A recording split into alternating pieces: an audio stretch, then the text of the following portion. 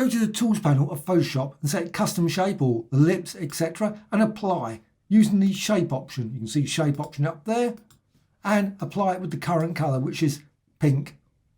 You can go up here, click on the fill, and you can change the colour. Go through there, change it to green, blue, etc. You can also go to the gradient and go through here and change them there as well as click there for the patterns. You can run through all the patterns that you've got, select that and apply.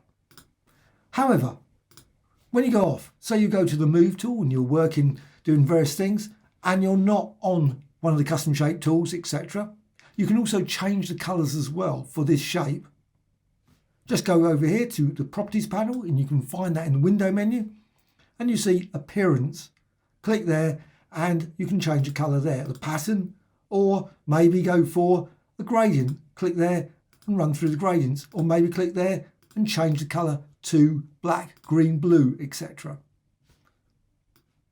Also, what you can do, you can go to the Window menu and Layers. So with Layers, you can double click on that and you can bring up the colour picker, though you can't change it to a pattern or gradient using that.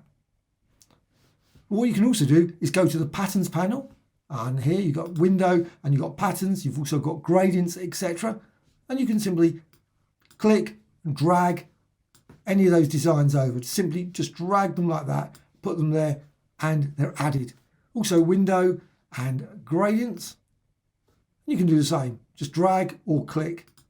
Just run through them very quickly via this panel. You can see all of the designs. And likewise the colours in the swatches. Go to the Swatches panel and just click there to add and change the colours for shapes. And the same can be done for any of these other shapes as well. Hope you found this of interest. Thank you much.